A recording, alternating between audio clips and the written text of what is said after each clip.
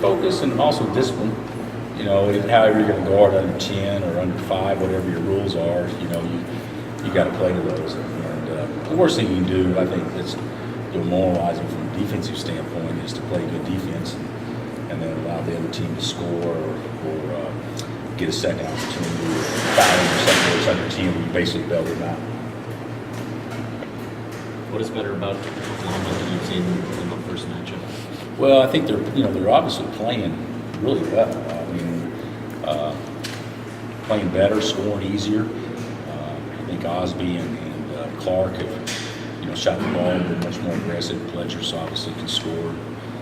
Fitzgerald can score. So I mean, they're just a better basketball team. I think when I spoke with Lon after the game, he said we just need to get more consistent scoring from others, and they're definitely getting that. Where do you see Connor's confidence at right now?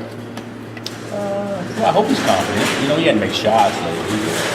But, I'm a big believer if you have to, make shots in order to play good, then you're probably not a complete player. So obviously guys have different roles, and one of his roles for us is that he needs to, be a threat and knock down shots, but still that didn't happen all the time. So he's got to find other ways to help us, which he will, because he's more of a basketball player than he is just a shooter. He says he's fading a little. He sees himself fading a little bit on shots sometimes. Have you seen anything on his shot that would? Well, I think sometimes he can lean back a little bit. Yeah. So he probably needs to go a little bit more up and down. But he's been working on it. I mean, so I think the ball's going to go in the hole. What do you tell your team to bounce back, get back to the win? We don't really talk. I'll be honest. We don't talk much about wins and losses. We talk about losses. I'm trying to take that back. We don't talk much about wins. When we talk about trying to get better and play better. Learn from the mistakes we had. We had a long film session yesterday, and I think it was very apparent to guys that we were different yesterday than we were in games where we played better, and I think those are correctable reasons.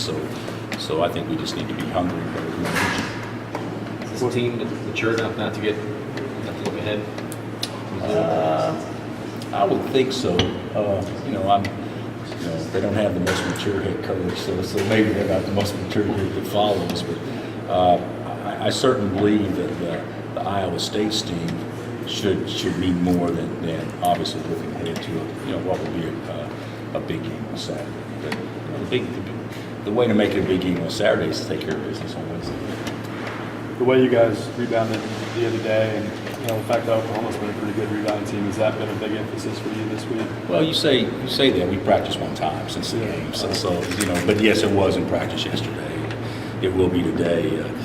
But when you say the way we rebounded on Saturday, that would be an inaccurate statement because we didn't rebound quick on Saturday. So that'll definitely be something that we harp on and stress and work on. Do you like the opportunity that a loss can provide that kind of teach and move forward sometimes?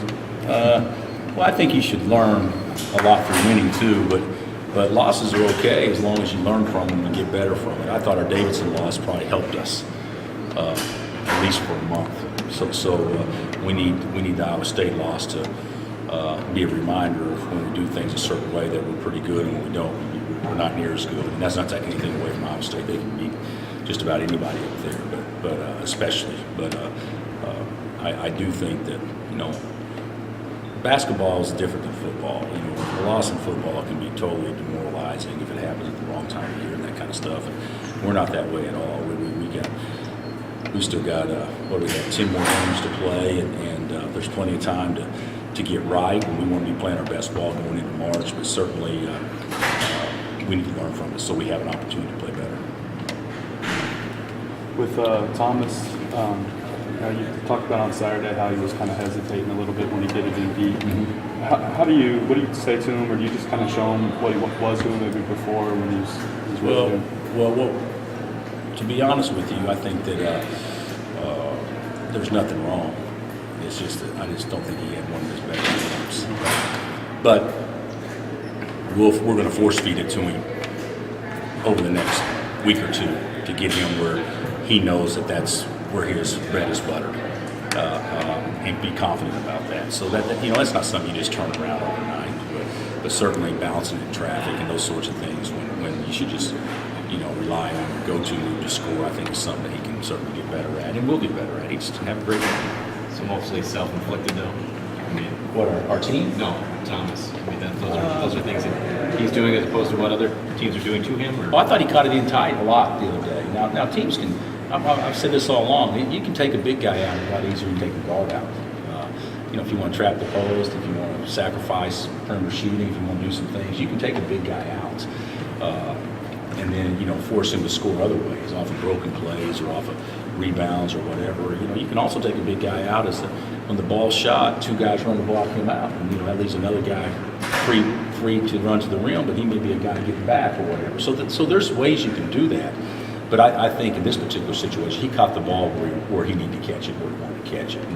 And I think there were 7 times where he caught the ball where he came away with nothing when he either bounced or traveled or did something that, he shouldn't be doing. So I think that's correct.